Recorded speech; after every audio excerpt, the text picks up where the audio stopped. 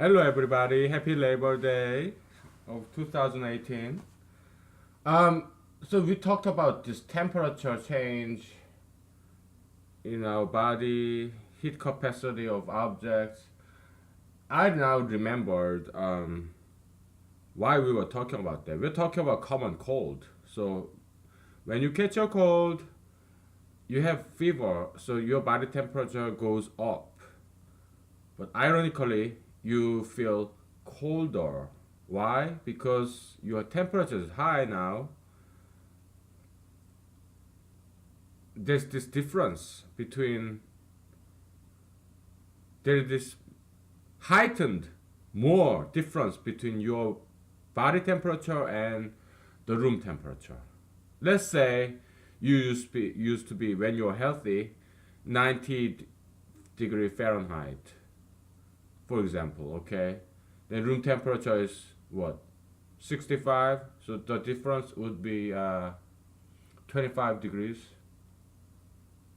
But let's say you now catch a cold and your body temperature become 95. Now the temperature difference between your body and the room temperature would be 30 as opposed to 25. Okay? So I'm just giving you an example. That's why you feel colder because now that your body temperature is so high and your surrounding, there's this bigger difference between the temperature of your body and the room temperature. So your body temperature is trying to go down. Okay, that's even more. That's why you feel colder. Okay, it's the difference between. Yeah, so we talked about this. You sense coldness when the temperature on your skin drops by touching the metal, some conductor, well conducting, temperature conducting object, okay, with low heat capacity. Okay, why do we call heat capacity? Metals, they are not capable of containing the temperature or heat very well because that's why the metals, they get heat up very fast or they cool down very fast because they are not capable of containing the heat. They are not good insulators. They are poor heat insulators. Okay, which is not necessarily a bad thing. You know, one man's poison is another man's medicine, right? Metals, because it is such a poor insulator, that means it's a great conductor. So when we have this heat stove, like heating stove, it's made with this metal filament, right? Because it's a poor insulator, it's a good conductor, and metals are used in these electric heaters, okay, tungsten, whatever it may be. Yeah, so they have their own purposes, and our clothings, this piece of cloth, yeah, they are great insulators, but they are poor conductors. So you don't use this wood or plastic in the centerpiece in the electric heater because it's not a good conductor. Okay. Heat capacity, what would be some good analog or in the metaphysical world? Heat capacity. Maybe someone with very strong political view, like far right or far left, they're kind of like people with high heat capacity. They're the people with backbones. But people like me, I don't have that much heat capacity. I'm kind of willy nilly. Politicians, more or less should be able to do that, okay? And lawyers too, okay? They need to be flexible, open-minded. Yeah, any leadership position, leaders should be able to do that. They should be kind of centrist, okay? To unite people, all right? And to also even businessmen should be able to do that too. More or less flexible so that you can accommodate all this variety, this diverse pool of clients and customers and patrons. You should be able to embrace all of them, okay? All the different people. So yeah, you have kind of a small heat capacity. You're kind of like metal, okay? Very flexible. You heat up very quickly. You cool down quickly. You conduct electricity. You kind of middleman, okay? Okay, let's close the discussion of that there because we have a lot to talk about. Now this Labor Day, I'm not working, so I have this leisure of thinking about all this humanology stuff.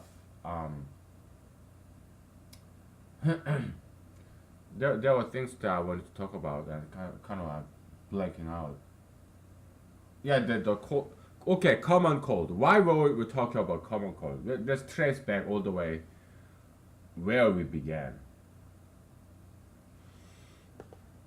So, cold virus is us. Is I mean, it's not us. It's around us. Cold virus is everywhere. It's in the air. You breathe in and out cold viruses, even though you are perfectly healthy. Cold virus they live in our body, probably everybody's body. Okay, it's just that our if you're healthy, your immune system like white blood cells, they suppress the propagation, reproduction, multiplication of cold virus in your body, but it's still there. Some of them, okay.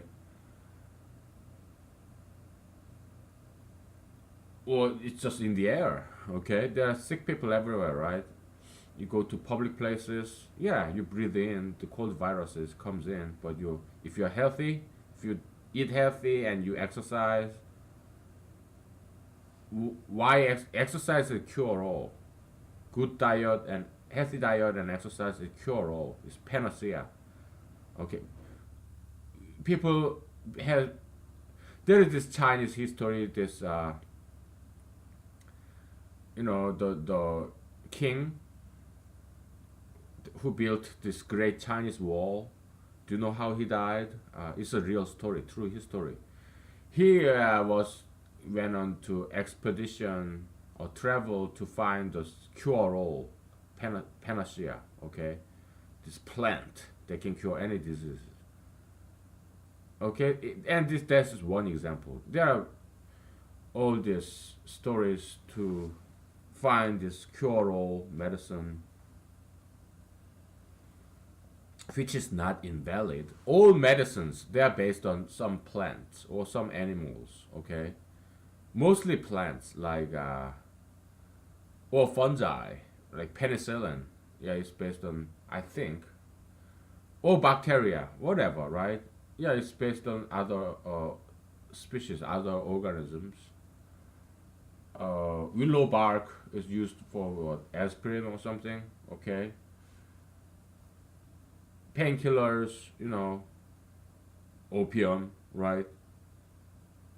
Controlled drugs, right? Opioid. Yeah, it's based on poppy flower or something, right?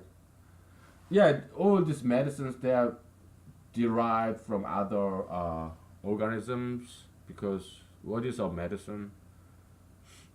Antiviral or antibacterial medicine, right? It's naturally occurring chemicals.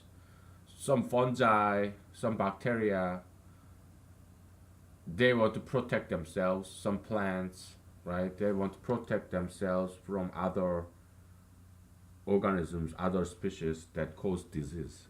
So those like cold virus, what they do is they're like thieves. Okay, so cold virus or this harmful bacteria or germs, they come into our body to steal from us nutrients. Okay, that's what disease is. Okay, it's other organisms, but it's just that they're very small, right? Or some nuisance animals like mosquitoes, cockroaches, rats. They are there to steal from us, steal our food, steal our blood. All right, or predators like bears or the snakes. They bite us because they are threatened. They're not trying to eat us, right? They just feel threatened. So that's why snake bites us. But bears, yeah, they kill us. Sometimes because they see us as a threat, but other times because they want to eat us. Okay. It's all about stealing. It's just like crimes. Okay. Crimes is about stealing. Stealing somebody's life, murder. Stealing somebody's sexual autonomy, rape. Or stealing money, theft. Okay. All crimes, all diseases, they are all about theft. Theft is the unifying theme of all diseases and all crimes, and all even all immoralities as well. Bullying, what is bullying? It's stealing happiness. Okay? There is this bully, he's bullying me, he want to steal my happiness. Copium. Okay? That's the power of humanology. We see it's a unifying theme. We see the common pattern. We have talked about diseases, morality, immorality, illegality. It's all about theft. It's about copium transfer, involuntary copium transfer from A to B. Okay? So that's the power of humanology. We simplify things. Okay, look at the gravity, the universal law of gravity. You have this cup, you have this apple, you have human being, you have this. They all fall down. They're all bound by gravity, and you have different phenomena like Earth rotating around the sun and Moon rotating around the Earth, and you have this rocket science, right? You shoot the rocket. They all, no matter what form it is, what the substance is the same. F equals G times M1 times M2 over R squared. One single equation explains all these phenomena of, I almost said sky falling down. No, not sky's not falling down now. Okay, apple falling down. Was people jumping off the bridge and committing suicide, or this eraser staying right still here, or somebody by mistake, by accident, falling off of the roof and injuring his leg. All these diverse phenomena is governed by the one single equation. That's the power of this gravitation equation. F equals G times M1 times M2 over R squared. Okay, the universal law of gravity. Okay, and humanologists takes that, is kind of take that attitude as well. It's a good attitude. Okay, so we simplify things and we find the common pattern of all things in the world, in animal world, microbiology world, like diseases. And we talk about morality, legality, crimes, moral wrongdoings, ideological battles. It's all the battle to take control, meaning take somebody's copium, somebody's happiness. If you are above, high and above, you're not a happiness giver, you're a happiness taker. You make other people look bad. Okay, so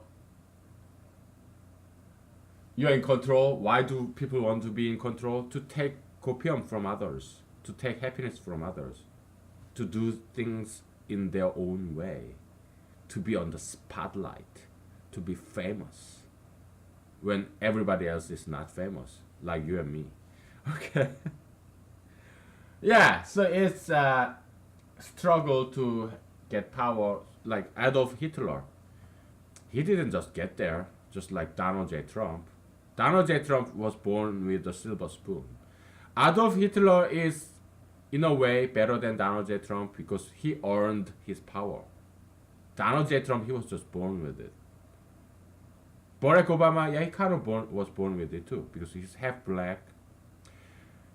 He got a lot of okay, back in the days, in 1950s, 1920s, yeah, there was racism, but it's kind of action and reaction in physics. It's like swinging pendulum, okay? There was this racism and then there's this anti-racism. Okay, right and left, right and left. Barack Obama started his political career in this wave of anti-racism. So he rode on top of that. He was like a surfer, okay, on top of anti-racism. So he got this free ride just because he's half black. He's not 100% black. Don't forget that. But everybody sees him as black, right? So that's why I'm against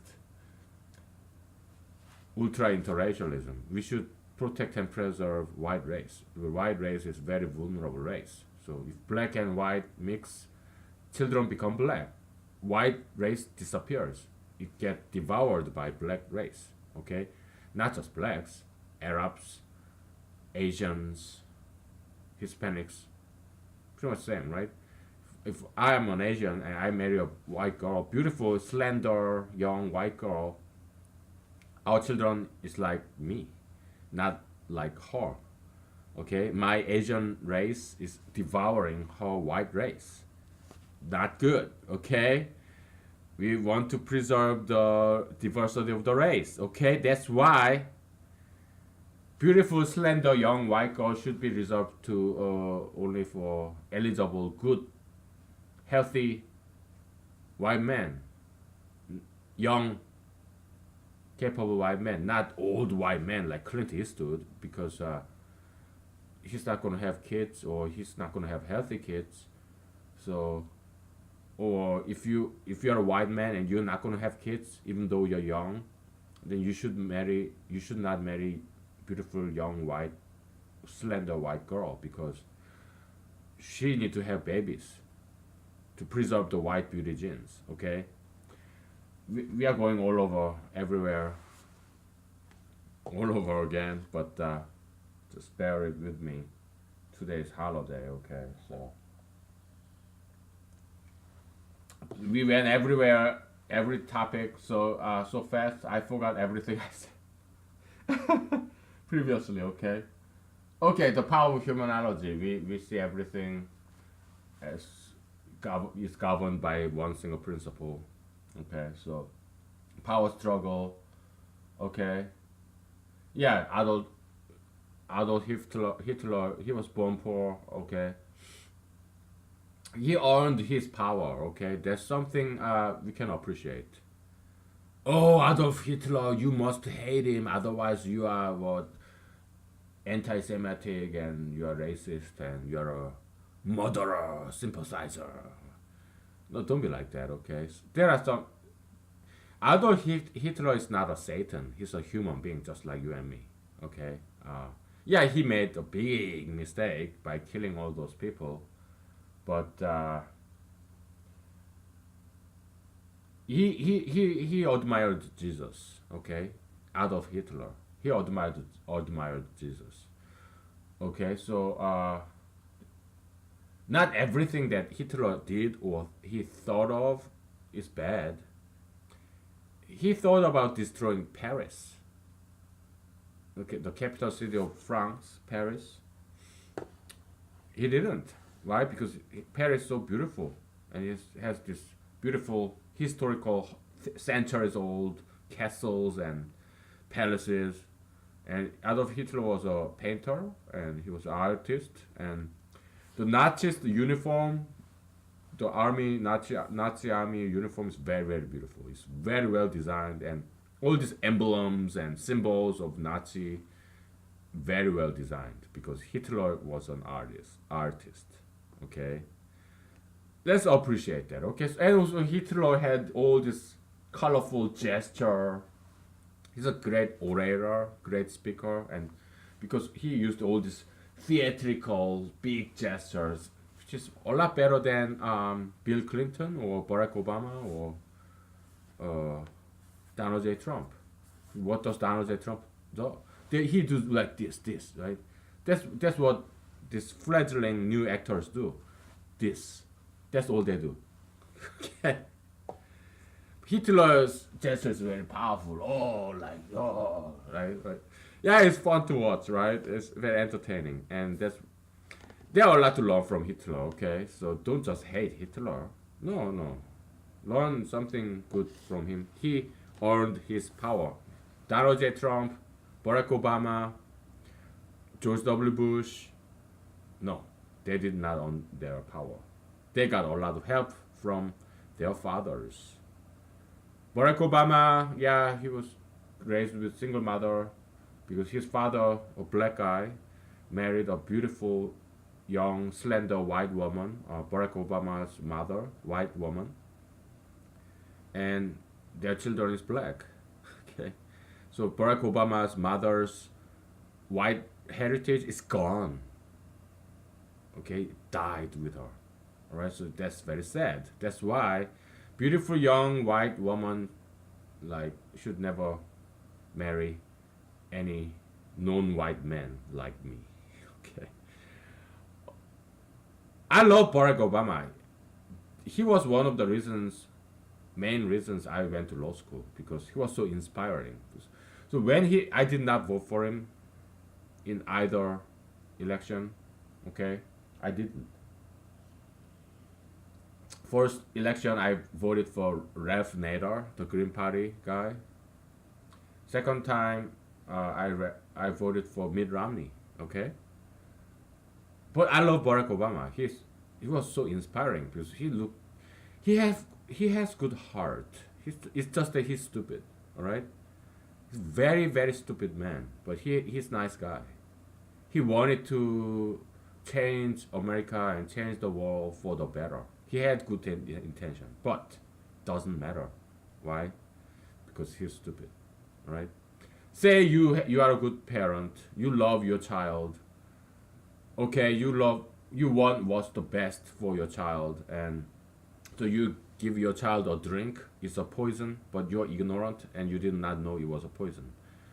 You thought it was milk, so you give it to your child, your beloved child, and the child drinks it and he dies.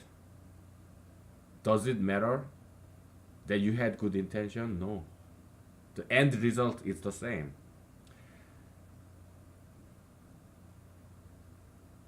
So that's you, and there's another parent who is evil and he murders his child because he finds the child annoying. Child dies.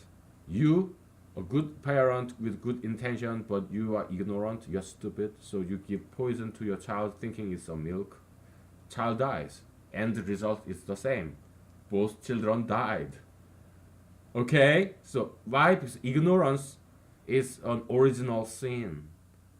It's just different kind of evil. That's why we have to be educated. We are born with ignorance. So ignorance, lack of knowledge, ineptitude, like dependence, all that weakness is original sin that we are born with. That's why it's so important that we educate ourselves. We learn from each other. So Barack Obama, what he did was, he became president and U.S. senator in Illinois, and before that, state legislator in Illinois, because he's black. Okay, so he rode on top of this huge wave of anti-racism in America, because back in the days there was racism, now it's anti-racism. So blacks get a lot of perks and privileges and superior treatment, special treatment. Obama got elected and was successful because he's black, half black. Okay, because he's not the smarter guy. Yeah, he went to Harvard, and guess what? He got into Harvard Law School because he's black. He got into Harvard. He became the chief editor of Harvard Law Review because he's black. Because he's not the smarter guy. Okay, he thinks gay marriage is okay. He thinks tattoos and piercing is okay. That's not smart at all. That's stupid. He elect all these. He appoint all these people just because she is a woman. That's very stupid. Okay. He gives this. So that's why America is so bad right now. It's not just because Barack Obama ruined America. No, it's this wave of anti-racism and anti-sexism. They're overdoing it. Yeah, back in the days there was sexism, then there was racism, and now they're way to the left. Okay, that's why this country is in ruins right now, because women and ethnic people, they get special treatments. Even gay people get special treatments. So it's not about job qualification. It's not about how smart you are. It's about, oh, if you are ethnic, if you are a woman, then yeah, you get special treatment. You get bonus points. Okay, so that's why America is being ruined right now, because all these unqualified people get all the top positions just because, like top judges and justices and all these high offices like directors and president and senators and congressmen and all this because they are women or they are non-white. Okay, they become CEOs and all big company CEOs, and just because they are women or just because they are non-white. These incompetent people, just like Barack Obama. Okay, and guess what? Guess what they do once they got all the power? They repeat that history. They appoint all those people just like Barack Obama did, just because they are women, just because they are non-white. Okay? I know about this because I did apply to Harvard Law School. And if you are Asian, you don't get any bonus points because we don't need bonus points. We are good in school. Okay, so we don't get no bonus points because we don't need it. White people, they don't get any bonus points, but black people and perhaps Hispanic people too, they get a lot of bonus points to get into Harvard Law School admission.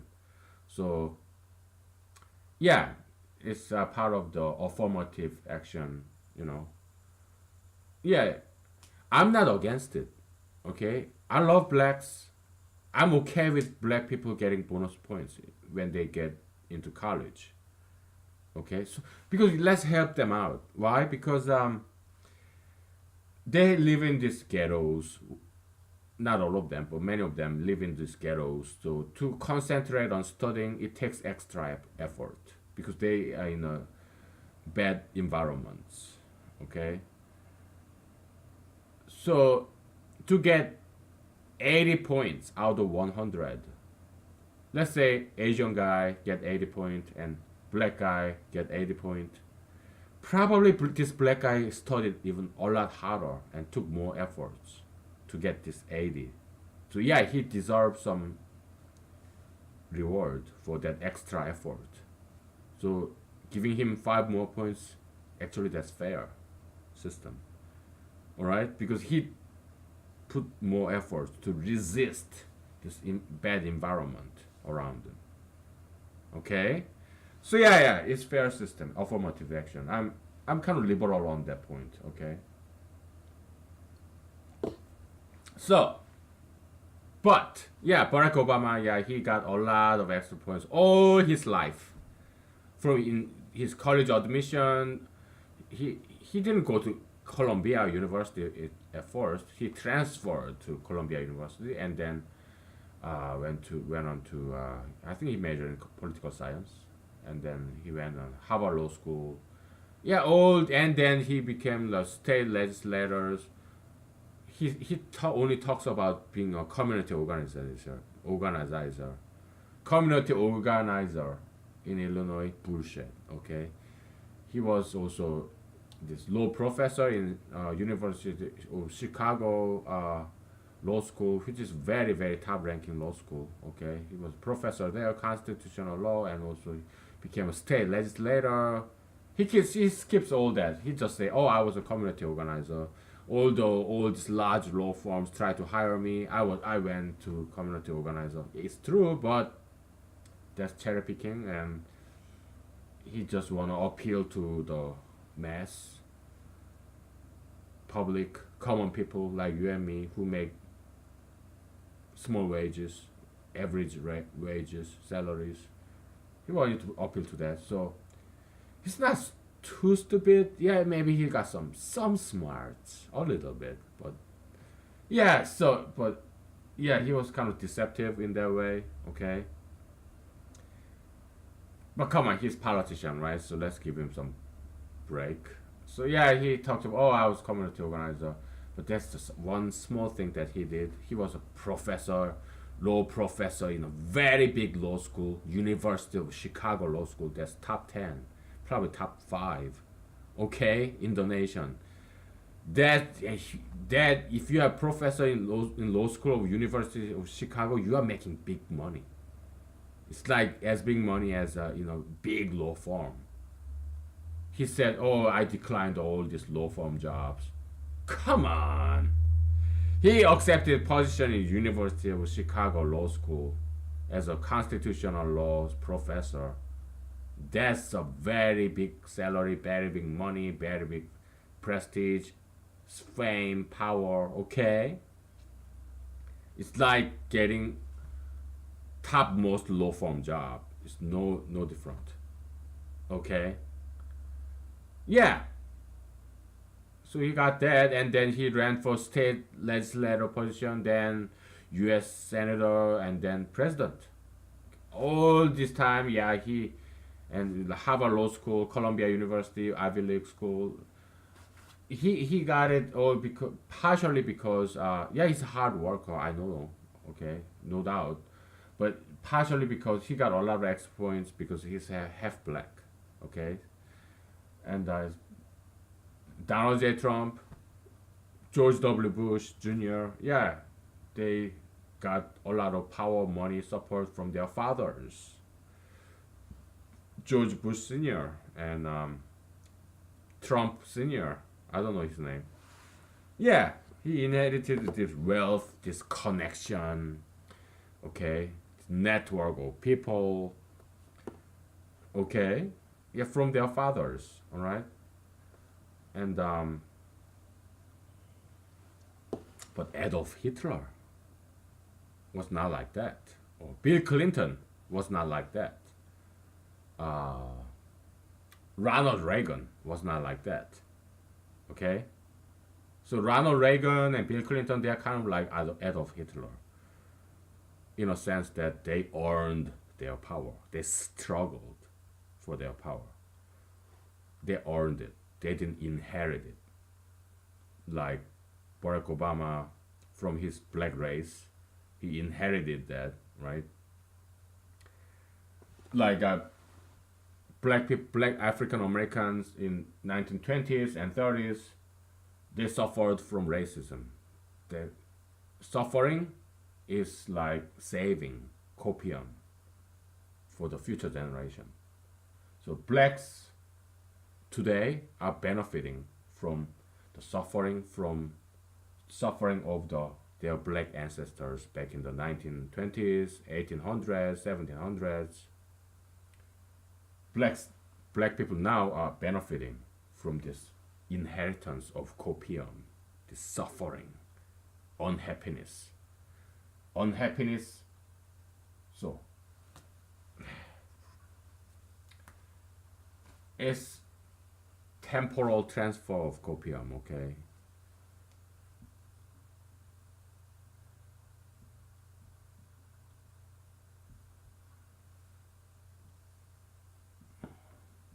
Happiness is the y-axis, time is the x-axis. Copium transfer from past to future. Past, black people are unhappy. Past generations. Current generation, future generation, black people are very happy. Racism, anti-racism. Okay? Transfer of happiness from past generation to the future generation. Veterans. We get all this 9/11 GI Bill, this home mortgage guarantee, home loan guarantee from VA. We get insurance coverage for VA from VA, business loan from VA.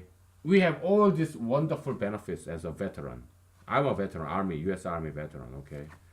I didn't go to Korean Army because I was born and I was raised in Korea, but I was born in the United States, so that's why I didn't have to go to Korean Army, okay? Because I used to have dual citizenship, but I chose America when I was like 18, okay? So, but I came to America after I graduated high school in Korea, so I went to college in Wisconsin. I'm not gonna tell you which one, but grade school. I love that college in Wisconsin, okay? And later on, I joined the U.S. Army on a voluntary basis, okay? Because I wanted to give something back to America, okay? America gave me citizenship and they let me live here, okay? I wanted to give something back. I don't want to just take and take. No, I want to give something back to America. So I joined the U.S. Army, okay? So I was honorably discharged after 4 years, and then I got my GI Bill and I went to law school with that, okay, with a GI Bill. So I'm enjoying this because back in the days, veterans used to be hated, despised. I'm talking about Vietnam veterans, the Viet vets, okay? Vietnam veterans, they used to be really hated because Vietnam War was very unpopular war. Okay. Veterans used to be hated and despised. They became homeless and everything. So now we are benefiting from all this agony and despise and hatred against veterans. Now everybody loves veterans. Why? Because anti-soldier, pro-soldier. Anti-veterans, pro-veterans, okay? It's like this, okay? Gay marriage is same, exactly same. Gay marriage. Back in the days, gays used to be bullied. It's accumulation and saving of copium to the future. Okay? You have a lot of money right now, you save it, you don't use it, you save it. And later on it's like rainy day fund. You save your money and later on in your life, you enjoy it. You take money. During the weekdays, you work hard and you enjoy it on the weekends. Weekday you work, enjoy the weekend. During the weekday, yeah, you work. You come home, weekday nights, you enjoy it. Okay? You save money and you use it later. Okay? We are talking about veterans, gay people, gay rights. We're talking about Hitler, Mein Kampf, my struggle, right? And then he become the king, the dictator. Bill Clinton, Ronald Reagan, yeah, they work hard and later enjoy the power. You work during the weekdays, enjoy the weekends. During the day, you work. At night, you enjoy it. We're talking about Hitler, we're talking about Bill Clinton, we're talking about gay marriage, gay rights. We're talking about weekday versus weekend, day and night, everything. Minus-plusism, minus plus, minus-plusistic path. One single diagram explains everything. That's the power of humanology, okay? Okay, let's take a break. All right.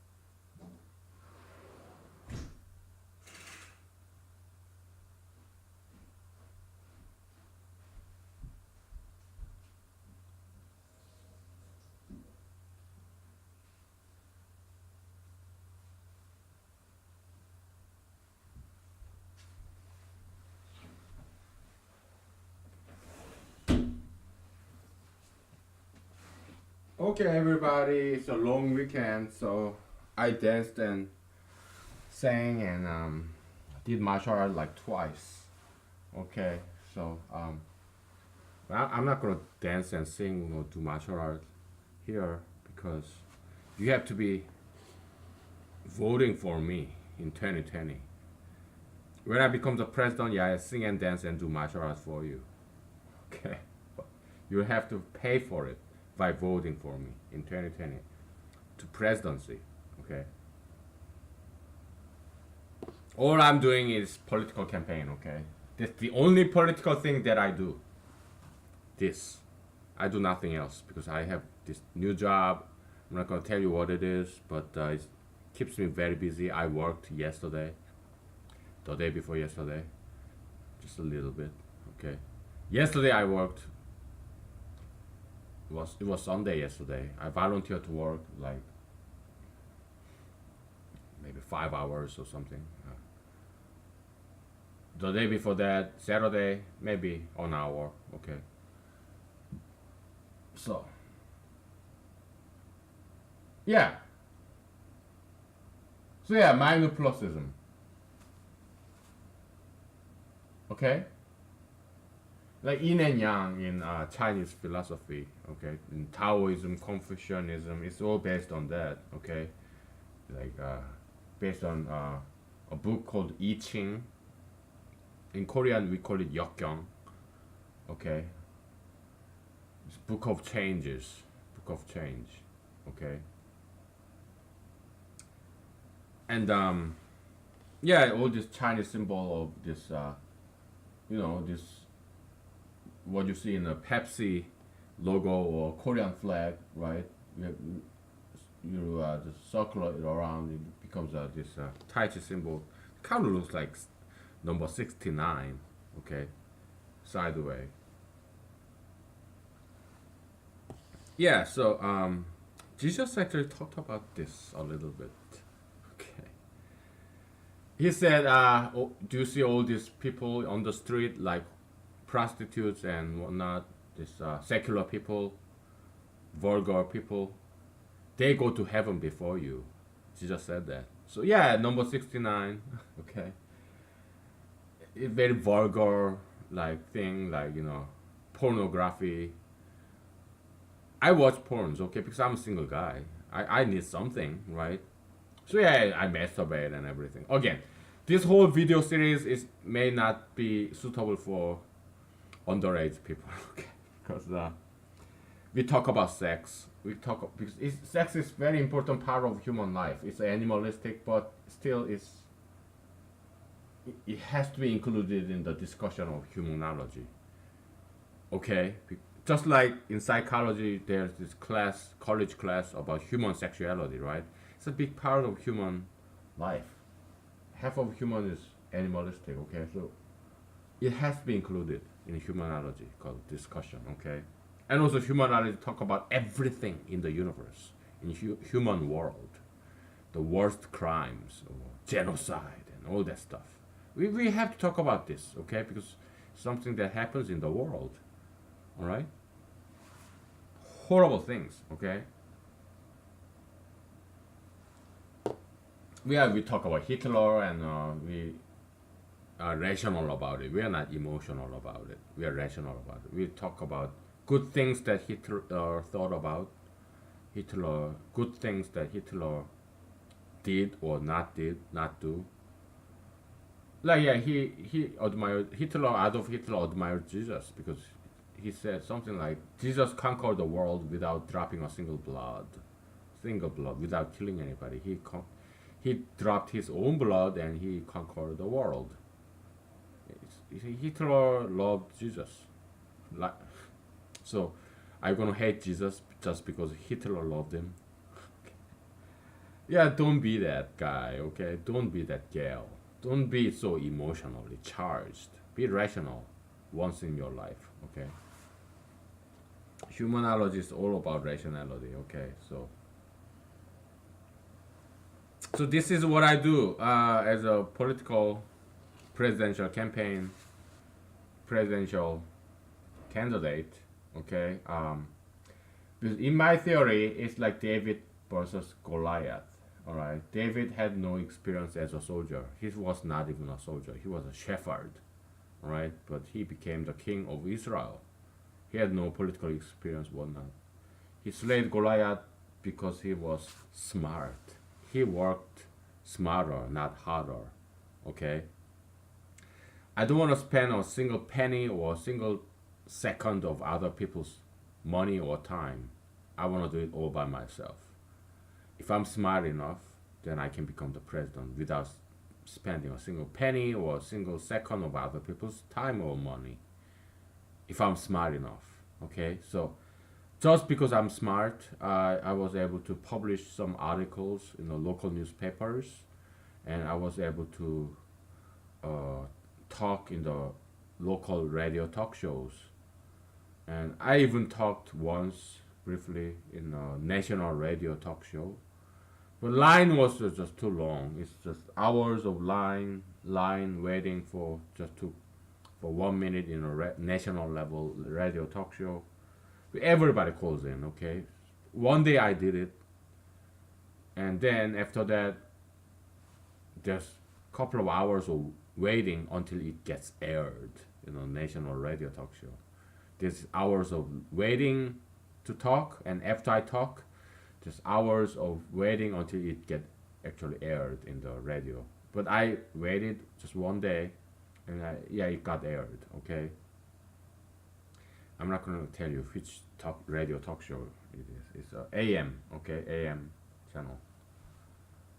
But yeah, and also I submitted a lot of articles to national magazines and national newspapers, and none of them accepted my article. Okay. And I gave it up because I have better things to do. Okay, I don't want to keep writing when they don't appreciate my articles. Okay, so no, local newspapers I don't write anymore either because I have done it enough, and they have been very generous to me in Alaska newspapers and radio talk shows. Yeah, I don't do that anymore because I don't want to be a burden to them. Okay. They have given me enough favors, enough their airtime, their newspaper time, space. Yeah, so they have done enough for me. So I don't want to be a burden to them. So, and I have this new job. So yeah, I don't do anything there. This is the only thing I do. This is something I really enjoy doing. Okay, just talking and publishing. My nose is kind of itchy, so I'm gonna take off my glasses now, so I don't look very good without glasses, do I? I'm not that handsome, okay? Sometimes I am, okay, I guess, but not always, because I'm not black, I'm not Arab, I'm not Middle Eastern, I'm not white. So the good looks that white people have is from Middle East. Okay, Middle Easterns, they have this three-dimensional. They have big nose. They are in Asia. They are considered Westerns. The Arabs, the Middle Eastern people. Yeah, they have brown skin, brown hair, brown eyes, everything brown. But still, they have this three-dimensional. The big nose, big eyes like this, big eyes like that, and big mouths like this. Three-dimensional, right? But Asians are kind of like planar, two-dimensional. Okay, we have this cheekbone, right? Yeah, so we kind of have this flat look. We tend to have very small eyes, like Asian. How do you say that? Squinted, like this, right? Like this, and that's most Asians. There are some exceptions, okay? There are Asians, like 100% Asians with big eyes, with high nose and pouty lips like this, and then big eyes and just like sideways cheeks. And yeah, there are some Asians like that in Korea and in China and in Japan. Okay, I've seen them because I lived in Korea for almost 20 years, 2 decades. So yeah, the beautiful, beautiful Asian girls. Okay, they are there. Okay, but so I've been to Mexico. I've been to Latin America. Okay, so Hispanic girls in Mexico, in Latin America, they're incredibly beautiful. Okay, I have been to Middle East too. Women in Middle East, yeah, they're very beautiful. Okay, and I African Americans, yeah, in Africans in America, African Americans, yeah, I have seen really beautiful African American girls. Okay, I went to law school in the not Middle East, Midwest, in Michigan. I'm not gonna tell you what school it is. Okay, but so yeah, I lived in Michigan for 2 years because I graduated law school in 2 years because I took two summer classes. Yeah, they go to internship and clerkship during the summer, but I didn't. I wanted to graduate in 2 years, and I did. And thanks to the law school, they let me. Okay, my alma mater. Okay, my alma mater law school. Yeah, it let me graduate in 2 years. Yeah, I love my law school and I love my alma mater. I love that Ivy League school that I dropped out. I love that school. Okay, that Ivy League school. I'm not gonna tell you which one, but yeah, I was in a PhD program, but I dropped out. But they're very, very, very generous to me. Yeah, I got like scholarship and all. Very, very good school. Okay, I love that school. Okay, I was born there too because my father studied there too for his PhD in economics. Okay, and then also in Wisconsin where my undergrad was. Yeah, I love that alma mater school too. The very, very great school. I got scholarship there too. Okay, because I studied very hard. Right.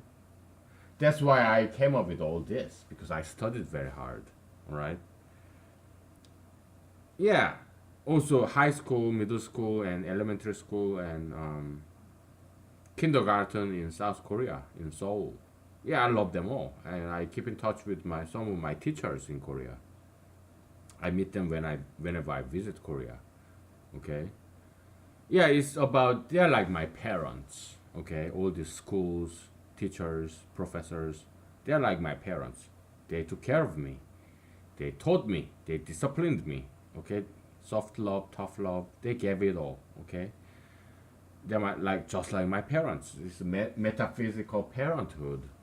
Okay, not just that. My bosses, former bosses, my superiors, my previous employers. I keep in touch with them. Okay, I need reference letters whenever I get a new job, right? I need reference letters, but that's not the only reason. They are my friends. I love them. They love me, just like I'm their own child. Okay, all my former bosses in the army and in private companies, in government sectors, because I've been to all of them. Okay, I've been to academia, my former professors, all of them. Okay, I keep in touch with them because I owe them. They love me as if I'm their own child. Okay, so yeah, I keep in touch with them and send like Christmas card to them and you know uh, yeah, they're like my parents. Okay, so and all my friends, many of them, most of them, many of them are younger than me, friends, because I'm kind of late bloomer kind of guy. Maybe I'm retarded. Okay. I joined the army when I was in early 30s, sometimes 31, 32. I joined the army and my colleagues were like at least 10 years younger than me, most of them. So yeah, still keep in touch with them and people in my law school, yeah, they are like 10 years younger than me too. Okay. because I went to law school in my mid 30s.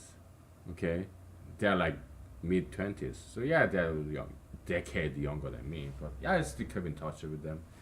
Yeah, they're like my parents too, even though they're younger than me, because they I have very radical ideas. So I'm very liberal, in this sense. I'm a like rebellion. I want to rebel against this old system, and I want to come up with the new ideas and something new. I'm all for it. But there's good new and there's bad new. Not everything new is good. Okay? Gay marriage, transgender, marijuana, tattoo piercing, they're all bad. There's something new, but as time passes, they become old. And that's why conservatives are starting to embrace all of those things because it is getting old. Okay? Conservatives, they hate new things. Liberals, they love new things. So my prediction is that liberals, they will start to reject gay marriage, tattoo piercing, marijuanaism, transgenderism, and all those things because it's getting old. Okay, they will look for something new. That's so I think humanology will be forced embraced by liberals, not by conservatives, because something new. Why? Because Christianity is something old, right? But there's this because it's something old. Christianity is something old. Traditional morality is something old. So liberals started to reject them because it's just too old. Liberals hate old things. They want new things. So it's been a while since Christianity has been rejected. So then the resurrection of Christianity will be something new. Renaissance. Old things that has been rejected for a long while, for a couple of decades, it's been forgotten and rejected for a very long time. So now it's become something new. Deciding new suicidal rhythmic fluctuation. Something old, it become rejected, and after a while, it becomes something new. So liberals will start to embrace the old value that has been forgotten and rejected for a long time, like decades. Okay, so I think humanology will be embraced by liberals first, and then by conservatives second. Okay, it's like Saint Paul. His name was Saul, but God renamed him to Paul. And mission of Saint Paul was to reach out to the Gentiles, not to the Israelites, but to the Gentiles, to Greeks, Egyptians, Arabs. That's how I wish my mission is to reach out to the liberals. Okay. Regarding these old-fashioned values, because conservatives, they are just like Koreans, they are already healthy. What is a doctor if there is no patient? Doctor's job is to go to sick people. That's why I'm in America. Koreans are healthy. They're all slender. They're all lean, healthy. They eat healthy. They exercise. That's Koreans. Okay. There's no gay marriage. There's no transgender bathroom. There's no tattoos and piercings and marijuana in Korea. That's why they don't need me. Because they are healthy people. Conservatives, yeah, they're mostly healthy. Okay. They don't need me. Liberals, yeah, they're sick. They need me. Okay. Yeah, so let's take a break. It's been 1 hour, okay? So but I'm a registered Republican, okay? Because I've been to this, you know, Democratic National Committee website, and I look at the platform, party platform, Democratic Party platform. I kind of thought about what if I run as a Democratic Party presidential candidate. I thought about that. Okay, so I went to the website, and they're about gay marriage, transgender bathroom, marijuana, tattoos, piercing. So you know what? I can't do that because I'm against all that stuff. So forget it. So yeah, I'll be still running for president as a Republican Party candidate. Okay, whether it works or not, because I cannot join Democratic Party because it's just not me. Okay, so okay, let's take a break. Okay. So,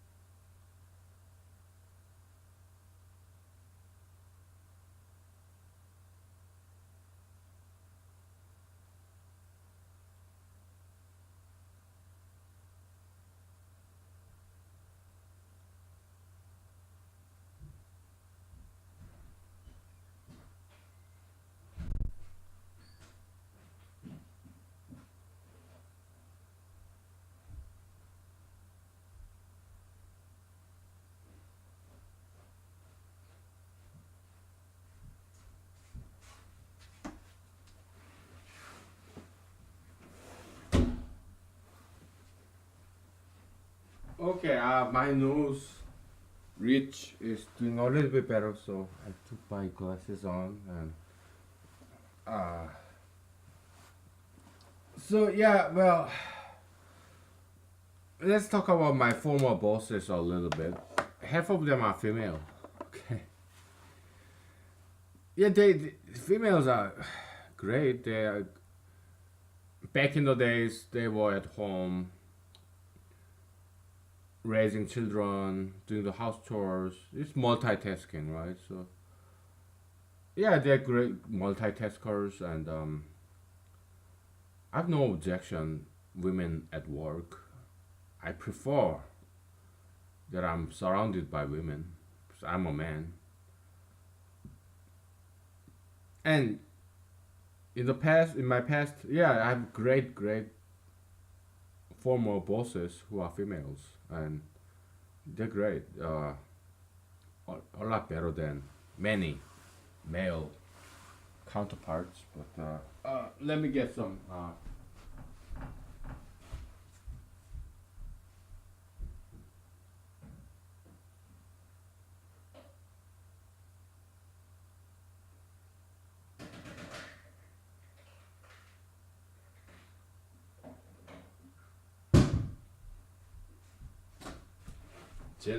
Generic brand Tums acid reducer. Just I'm doing this alcohol, kind of like alcohol diet, I guess. Didn't have breakfast. It's right now. It's like 10 o'clock in the morning on Labor Day, and so yeah. When I drink alcohol, I don't eat. Alcohol is not like sugar. Okay, it doesn't tell your body that you have enough energy, so everything goes to your pot belly. No, it doesn't do that. Yeah, there's beer belly. Yeah, alcohol is a energy source, just like carbs. Okay, so carb, protein, alcohol, they have about same calorie, but fat is twice calorie per gram per pound. Okay, per ounce. So alcohol is not bad. Okay, it's not as bad as sugar or fat. That's why Asians they drink alcohol all the time, but they are leaner and fitter than Westerners. Okay. So yeah, alcohol is great for diet. Okay, so alcohol diet. Anyway, so yeah, there's this hyper pro feminism who that is an evil ideology advocated by many people, including Barack Obama. Just because that person is female, he has to be CEO or Supreme Court Justice or this director of this executive branch agency. Bad, evil ideology is stupid. It should not be that way, okay? If women, we have to be gender blind and race blind when you appoint top level executives or top level CEOs. You should never hire or promote somebody, appoint somebody just because that person is female or just because that person is non-white. That's wrong. Recipe for disaster, right? It has to be gender neutral, gender blind, race neutral, race blind. Okay, it has to be purely based on merit and talent and qualification. It should never be based on race or gender. Period. It's that simple. Okay. So yeah, many of my former bosses, they're females and they're excellent. Okay, great managers, great leaders, great bosses. So I'm not a sexist. Okay. Yeah, they have great qualities, and so that's about that. And what else should we talk about? Uh, Sometimes I take my glasses off because I want to relax. I don't want to see all these details. I'm myopic, nearsighted. I read a lot of books, sometimes, but I don't typically read books. I just watch YouTube documentaries. Okay. And I talk to people, listen to them. That's how I learn things. But back decades before, yeah, I used to read a lot. Not anymore, because I don't need to. I know it all. Okay. I'm more in a stage of life of teaching, okay? Because I'm premature. Like many of you. I'm 40 years old and my intellectual equals, they are like decades older than me. So that's why my friends are decades older than me. Because they are my intellectual equals, okay? Um, yeah. What else do we talk about? Kind of getting hungry though.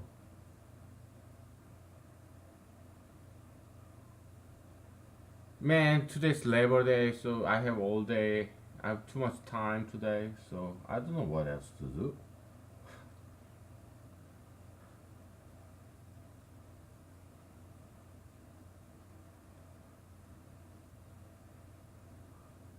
But I want to keep talking, okay? I'm bored. I'm by myself, lonely and bored and yeah. But let's talk about some crimes, okay? There was this crime where there's this guy. He killed his wife and two daughters. Okay, I think it's fairly recent. I think it was in Denver, Colorado. I love Denver, Colorado. I've been there once, and it's just a beautiful city. And I think he was in the oil, like gasoline field, oil industry. He lived in a big house. He was making a lot of money. White guy, white daughters, white wife, making a lot of probably 60 figures in Colorado, suburb of Denver, I think. So it's on news, fairly recent, maybe a month old. Today is what, like September 3rd or whatnot in 2018. So yeah, he killed his two daughters and his wife, and he's in jail now. I understand what that is. Okay, it's this this burden of raising a family. It was just too much for him. Okay, he was so his friends were shocked. He's all round, well rounded, nice guy who wouldn't kill a mosquito. That was exactly his problem. Okay, he was too nice. So he has been absorbing all this negative copium that we call negon, shorthand, all him to himself. He never talked anything negative about anyone else in the world. He's been absorbing or accumulating all this stress inside of him. One day it was too much, so he exploded. He killed his wife and two daughters. Okay, because it's just wrong strategy of life where you are being too nice. Okay, and I heard about this story where this guy, white guy, he retired in, I don't know how old he was,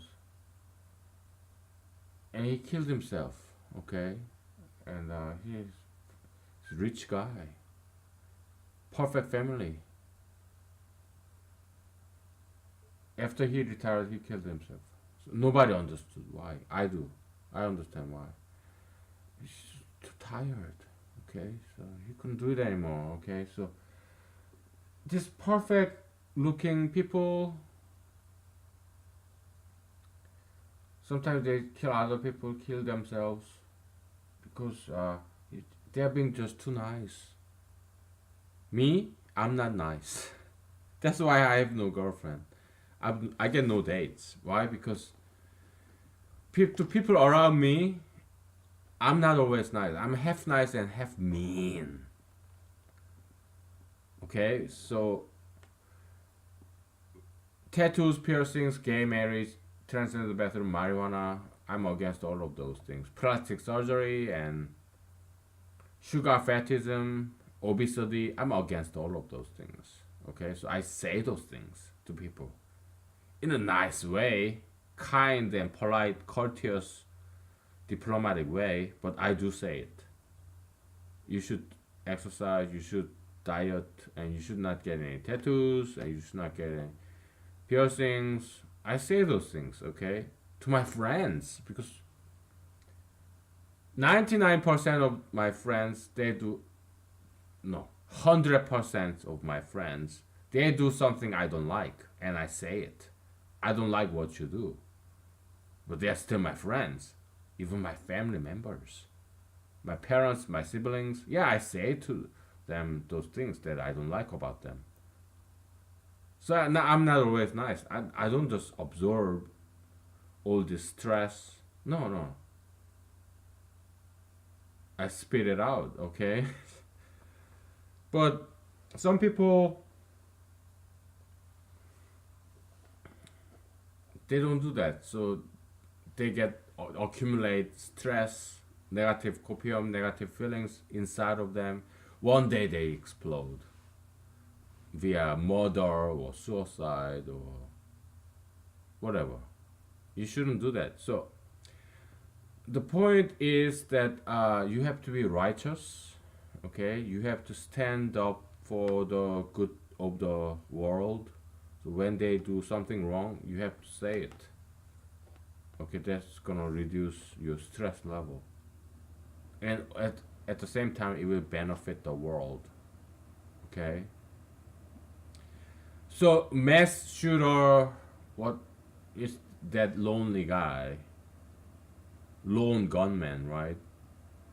Nobody wanna talk to him because he's weird. He's always angry, complains, whatever. He's the loner. Nobody wanna talk to them. So he hates his life and he hates other people. He hates other people's happiness. He's jealous. So what does he do? He kills everybody around him and he kills himself. He hates his life and he hates other people's happiness. He's jealous. He's miserable. How do we prevent that? Go and talk to him. That's what I do. I talk to gay people. I talk to transgender people because I live in Alaska. Alaska is very conservative. So where I live, yeah, gay people, transgender people, they are loners. Okay, so I used to go to bars and clubs. I don't anymore because nowadays I'm just too busy. I just drink at home, dance at home. Okay, but when I went to like bars and clubs, yeah, I see this loner. Sometimes they are transgender, sometimes they are gays, lesbians. I go and talk to them. I don't talk politics. I don't talk against gay marriage or transgender surgery. I don't talk about those things. I just listen to them. Show them some love. Show them that I care.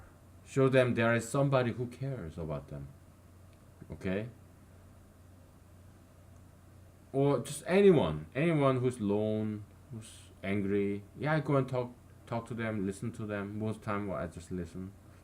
Let them vent out their feelings to show them that we care, okay? So, and that's what prevents mass shooting, school shooting, church shooting, shopping mall shooting, okay? Yeah. You should do that too. That's the only way we can prevent all these crimes, okay? We have to be preventative, proactive, okay? That's why I have to be the president of the United States in 2020, okay? Donald J. Trump cannot do these things, okay? Because he doesn't know how to do this. I do. There's nobody else who can do this except for me, okay? I have all the knowledge and wisdom and capability and energy to do it, to get rid of crimes in America, okay? So, I wish I can save the world because I can. Alright? If I become the president of the United States. If I don't become the president of the United States, then this world cannot be saved. I'm the only one who can do it. I'm the only one who can save the world. Am I Jesus? No. But I believe in Jesus. I know Jesus. I can. Yeah, Jesus failed to save the world. But perhaps he can save the world with me, in me. Jesus, his teaching is in me. I read, I studied him. Okay? Okay, so you want to be Jesus? Maybe you will be crucified and die. I don't think so. Because if some people try to conspire against me, what do you think I would just sit there and take it? No. I will inveigle and obfuscate. I will escape. I will run away so that I preserve my life. I'm not a suicidalist. I'm a survivalist. I'm an Alaskan. Okay? I would go back to because I know how to survive in the woods, in the outback country, because I studied them. Okay? I may die, but I'm not gonna die by people's hands. No. I will escape to the wild wilderness. I may die of starvation. I may die from this battle with a grizzly, hungry grizzly. I will fight it. Okay? I will try to kill the bear and eat it, or but bear can kill me and eat me. Or I may die of freezing. I may freeze to death, or I may get some disease. I may starve to death. Who knows? But I will not die by somebody's hand, or gun, or knife. Why? Because I'm gonna fight him. I will kill him. Okay. Or yeah, that can happen. People can kill me. I'm just a human being. But I'm not gonna just sit there and take it. No, I will fight back. Okay? I have no problem killing somebody in self-defense. I will try to neutralize him because I know jujitsu. Okay, I know Gracie jujitsu. I studied it. Okay. When I was in the army, yeah, they told me, my friends. Yeah, I know Brazilian jiu-jitsu a little bit. It's beautiful jiu-jitsu, okay? Beautiful martial arts. Okay?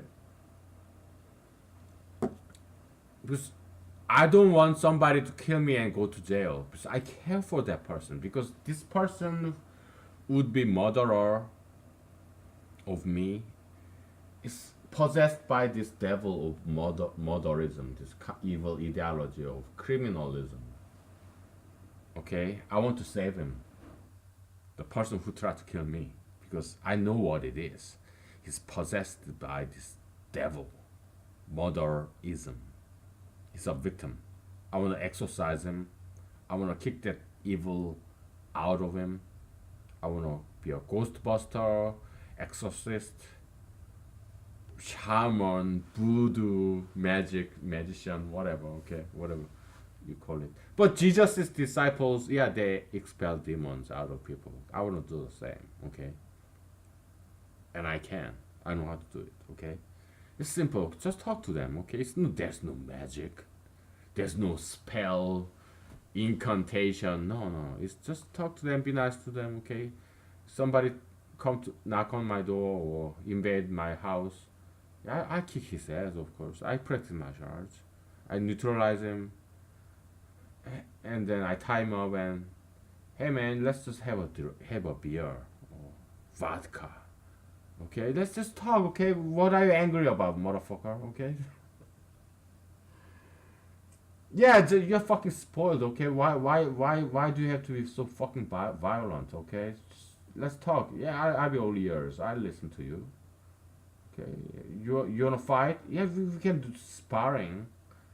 I prefer not to because I'm 40 years old. I have this broken bone got stuck together with a metal piece. Okay, so I'd rather not spar, but if you wanna spar, yeah, maybe I can pretend a little bit. Okay. But no, let's just talk and let's drink vodka, beer, wine. I have it all in my house. So yeah, I let you drink. I let you sleep in my house. Okay. Just don't do something fucking stupid, and I don't want you to go to jail and ruin your life. because I care about you. Okay, so yeah, you're angry. Yeah, that's the talk. Okay, you need a job. Okay, I take you. I drive you to your job counselor, job center. Okay, you get a job. Okay, or you join the army, military, air force, whatnot. If you're fucking pussy, yeah, join the fucking air force. Okay, because that's for girls. Okay, I'm just kidding. Okay, I have a lot of friends in the air force, but yeah, whatever. You know, kick ass. Yeah, join the fucking marine. Okay, you will kick ass. You join the infantry in the army. You join the infantry. Yeah, you can get to kill people, and you can get award medal. Okay, for combat veteran. You don't have to become a criminal, murderer. You wanna kill people? Yeah, join the infantry. Okay, then you fight for the good cause and kill all the bad people. Or become police officer. Okay, yeah, you kill all the bad people. Okay, you don't have to kill me. I'm a good person, and I'm not gonna let you kill me. No, I fucking kick your fucking ass. Okay, I will choke you, and if I have to, I will kill you. Okay, but I will try to neutralize you and then teach you a lesson as your brother. Okay, I will discipline you. I punish you. I teach you a lesson so that I correct you and you become a good person and you go ahead with your life and repent. Okay, that's what I would do. All right. But if there are so many people surrounding me to kill me, conspire against me, I will just run away, okay, to the wilderness somewhere in Alaska, because I studied how to survive in Alaska wilderness, and some people die doing that, some people survived doing that. Okay, so I would do my best to survive. I'm a survivalist. I'm not a suicidalist. Why? Because I'm a Christian, so I do believe Jesus died for us. Or he died for us so that we can live, we can survive. Okay? So he died so that we live, not so that we repeat his death. One death is good enough because he's not just one person, he's Son of God. Okay? I'm not Son of God. Me dying, it's not going to do anything. I'm not Son of God. I'm not that high value person. I'm low guy. Me dying, my death is not gonna do anything to the world. It's not gonna save anyone. Okay? But Jesus was Son of God, that's why his death has some great value. His sacrifice, he goes down, his copium, he's such a high guy, he's way up there, his potential energy in physics. When he goes down, converts to kinetic energy, it's a big energy because he was way up there. So he comes down, it becomes big energy. It benefits many people. Me, I'm right here, 2 inches above the ground. If I fall, doesn't mean anything. My death is not gonna change a thing. Okay, I can do more if I'm alive. I can make these recordings. I can do my job at work. I can serve my customers, my patrons, my clients, okay? I can do more as a living person. So, yeah. Okay? Let's take a break. It's been an hour and a half, so I'm not sure if I have anything more to talk about, but my voice is doing just fine, so let's take a break.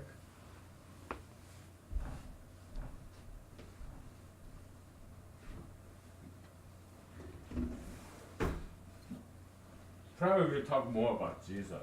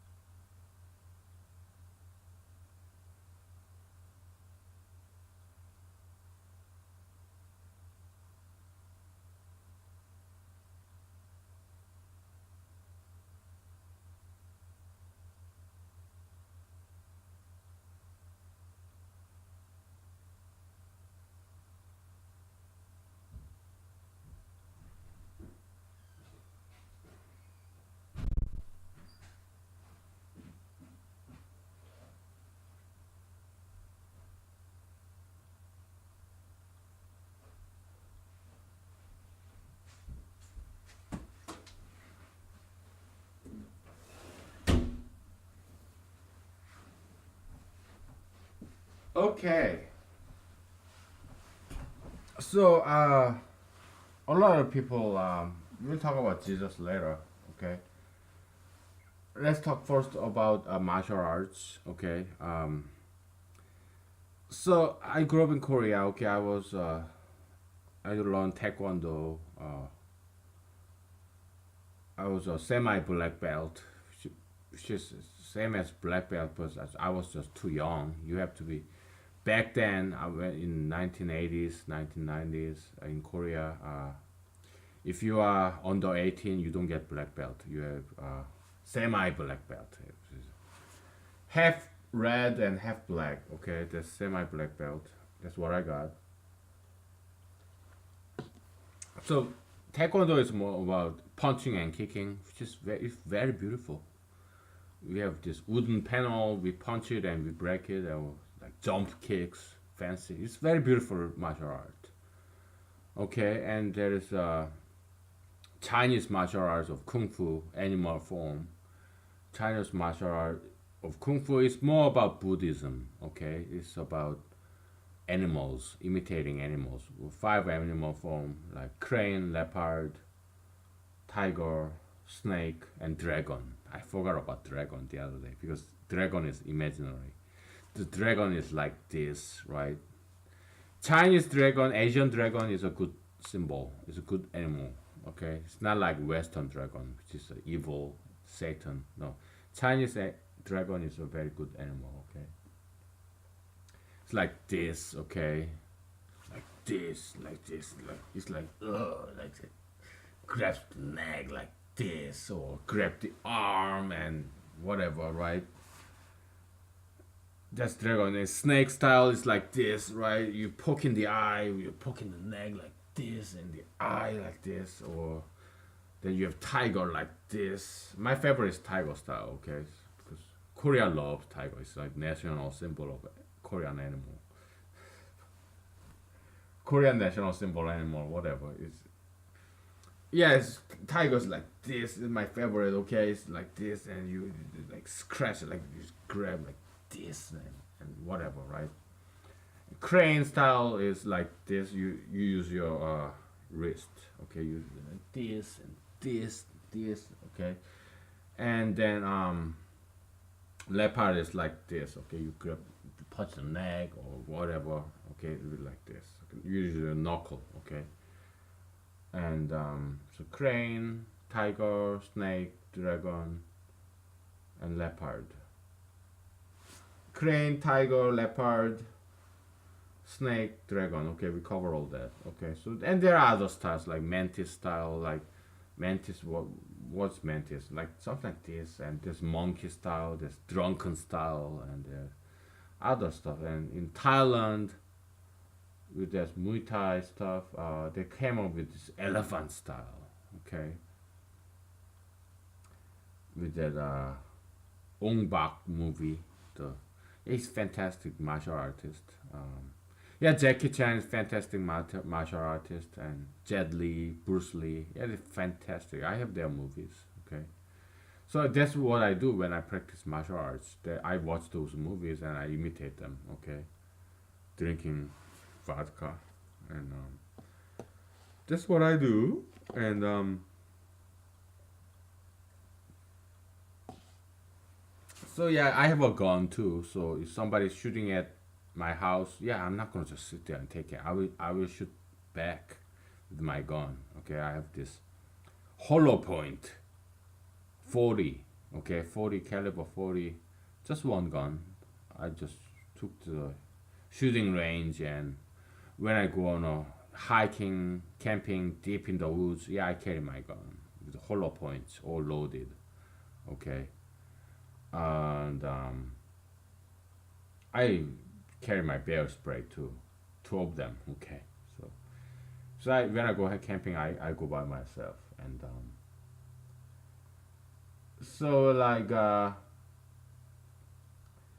martial art is not about hurting other people. It's not even about self defense. It's about self discipline.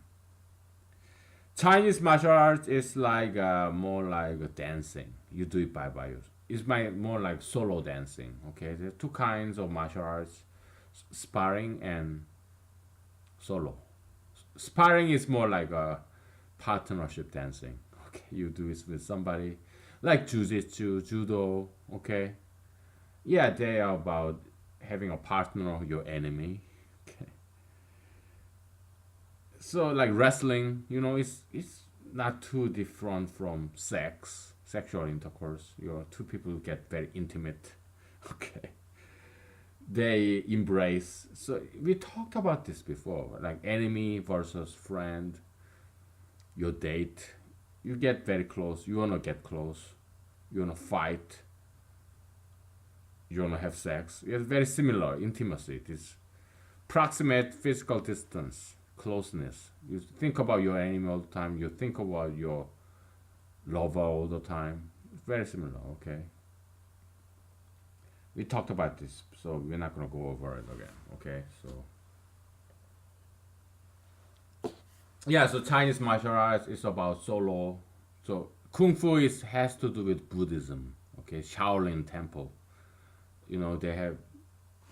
They shave their hair, and they're mostly vegetarians. They eat rice and vegetables, and because they love animals, they don't eat animals. Buddhists, they are vegetarians, probably vegans. Okay, so they love animals, though they want to be animals like tiger style, and they become one with the tiger spirit. So Chinese martial arts is about nature. Okay, so kung fu, it has to do with Buddhism. They love animals. They imitate animals. Put on the spirit of tiger or crane, and they become like animals.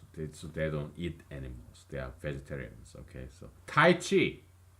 Tai Chi is another Chinese martial art. It has to do with Taoism. Tai Chi Taoism is about objects. It's about flow of water and air. Okay, they imitate the air, flow, water. Okay, it's about flow. Okay, so it's not about animals. It's more about objects. Okay, flow of air. They imitate flow. You go with the flow, right? Deflect the enemy. Just like air. Air. There's air here. But I go here, like this headbutt. What does air do? It goes around you. Okay. That's Tai Chi. Okay. Enemy comes at you. You move to the side. You rotate your body, move to the side, and push the enemy onto the ground. And then you kick it. You punch it with you. Punch your enemy's head with your. When you push him down. So okay, enemy comes at you, a bear charging at you. You just rotate. Okay, move to the side, and then you push. Go with the flow. You don't go against the flow. You don't go against the enemy. You go with the enemy. So enemy comes at you. You just like the air. You move aside. Okay, and then you push the enemy onto the same direction, but you push it down, so the enemy falls to the ground. When enemy falls to the ground, you kill it. You get behind and you grab its neck and you just snap it and you kill it. Okay, the spine, the neck, snap it very fast and it dies. Okay, it can be a bear or murderer or whatever.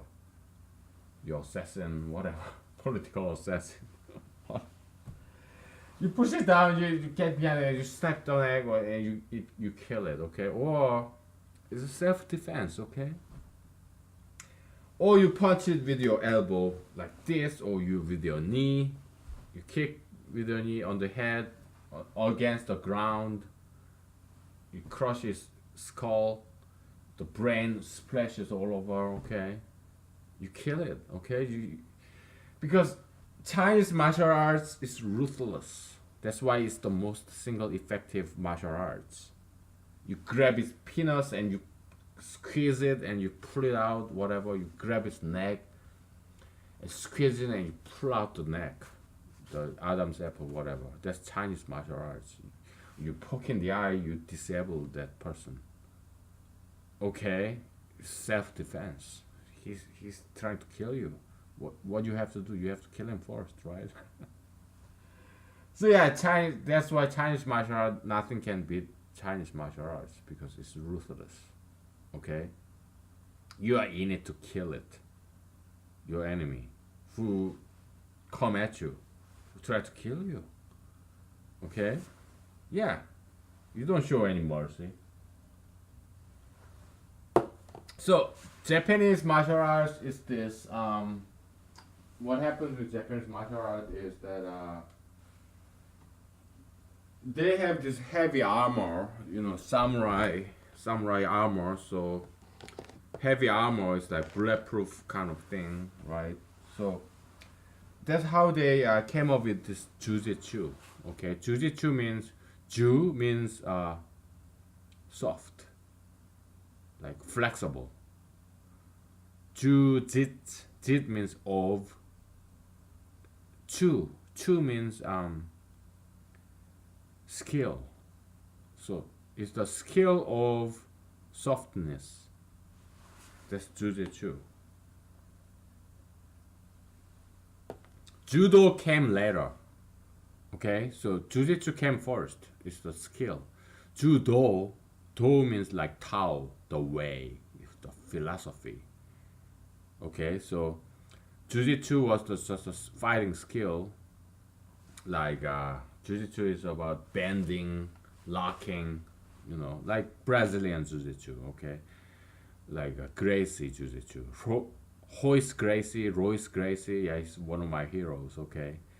Skinny guy, but he was able to arm choke with the neck, on the arm, ankle, tap out, okay? Beautiful, beautiful. In a fraction of a second, nobody knows what happened. It's just this, right? And then he's gone, okay? Tapping out after a minute.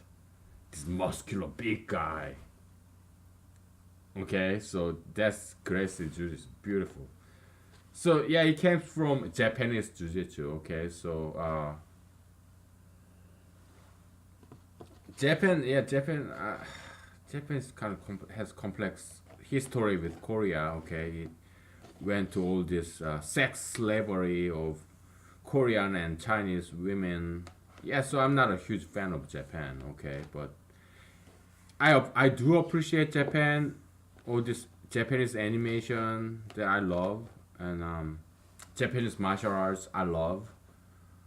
Also Japanese women that I love. Okay, it's beautiful women, Japanese women, fantastic women. Okay.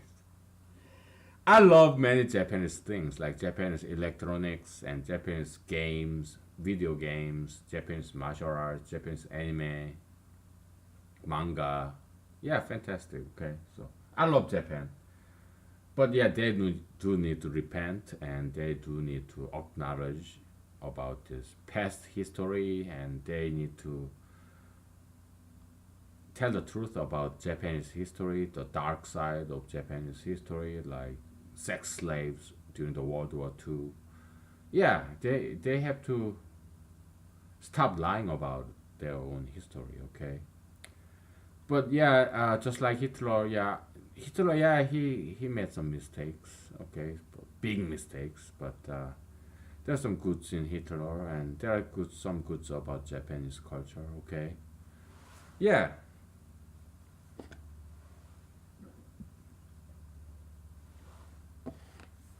So yeah, Jiu-Jitsu, Judo is kind of they're being nice. They're not as being as ruthless as Chinese martial arts. They just hold on to it, okay? Like your elbow, your neck, until that guy taps out and submission, okay?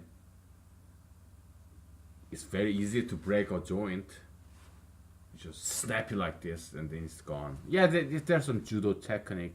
You dislocate this shoulder muscle, you just grab onto it, you just snap it, okay? Then your enemy's shoulder is dislocated. Or grab the neck and you snap it and that guy dies. Or grab this elbow like this and you snap it and he's broken elbow, okay? It's not or ankle, you grab it like this and you just snap it and it's broken, okay? It's not that hard. All right. To kill somebody is not very difficult, but to heal somebody, that's very difficult. I broke this collarbone, okay, on a bicycle accident. I didn't hurt nobody. It's just this tree root sticking out of this bike trail, and then I fell and I broke my clavicle, and then it took a lot of doctors and nurses, operation room, and all months and months of healing.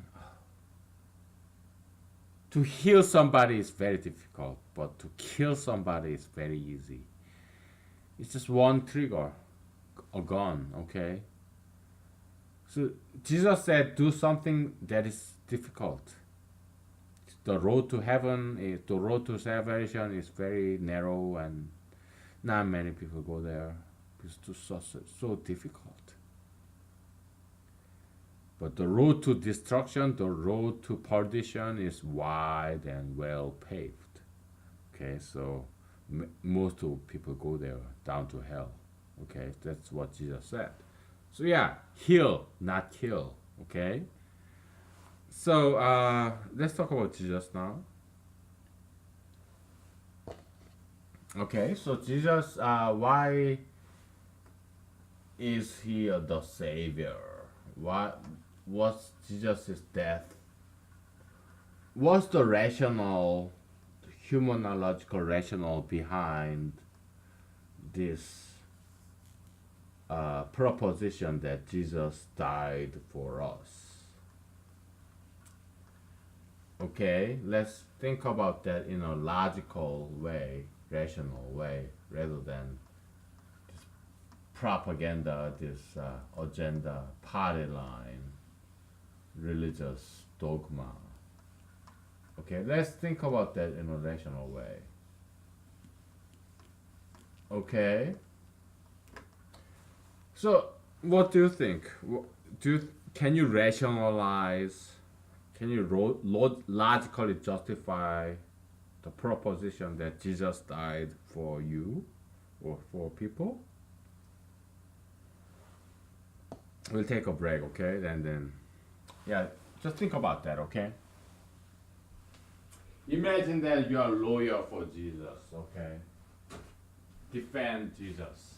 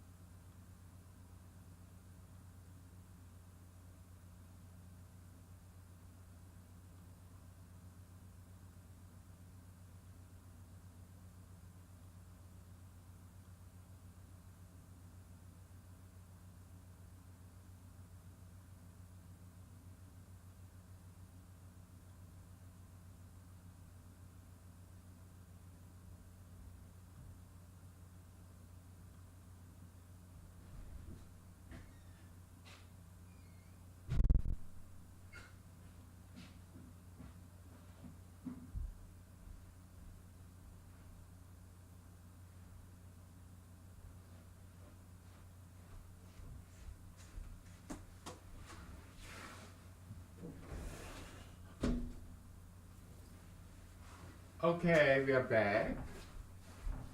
And yeah, let's talk about Jesus, okay? So Jesus is very interesting case. He's controversial figure, to say the least. And he died, okay? Yeah, everybody dies. But why is Jesus' death such a has a huge impact? You may not like Christianity very much, but you have to admit that he had huge impact on human history. Okay, so Christianity is the single most prominent his religion in human history, all throughout. Okay, yeah, Islam is another one, but Buddhism another one. So you have to acknowledge that there is something about Jesus. Why was he? How come he was able to get all these followers? You cannot ignore that fact. Okay, is it because people are stupid? Okay, aren't you? Ain't I? You're all stupid. Okay, but if Jesus was able to persuade so many multitude of people to be his followers, there must be something about him, okay? Yeah, well, pro-gayism has prominent position in the world, Western Hemisphere, half of the world now. There must be something about it, but the history of pro-gayism, which is all this LGBT activism, is fairly short. It's a couple of decades. But the history of Christianity is about millennia. It's 2 millennia by now. Even before the Abrahamic religion that gave birth to Judaism and Islamism and Christianityism, that's over like 5 millennia. 5 millennia. Okay, it's more than this Protestantism. Okay, Abrahamic religion is pervasive in Asia, like Malaysia, Indonesia, or in Korea. The number one South Korea number one religion is Christianity. It's not Buddhism anymore. Okay, it used to be Buddhism and Confucianism, but Christianity took it over. Okay, so a quarter of South Koreans are Christians. Okay, the single most prominent religion in South Korea is Christianity, number one religion. Okay, so Jesus, yeah, you cannot ignore that fact. Okay, and so yeah, pro-gayism, marijuanaism, tattoo piercism, it has very short history in terms of this prominence. Yeah, gayism, they were from the very get-go of humanity in biblical history of humanity. It appeared in the book of Genesis. Sodom and Gomorrah is in the book of Genesis. So why was it gayism? It's because of this. Angels, they are males. They are not females. Okay. You know, Bible is kind of sexist. Okay, so angels, Gabriel or Michael. Okay, they are male angels. Okay, so angels, they tend to be more male than females. Okay, so all the prophets in Old Testament, they're all males. Jesus was male. All his disciples were male. Okay, 12 disciples, they're all male. Okay, so prophets, yeah, there's some prophetess, exceptional female prophets, but mostly the prophet Isaiah, Jeremiah, Micah,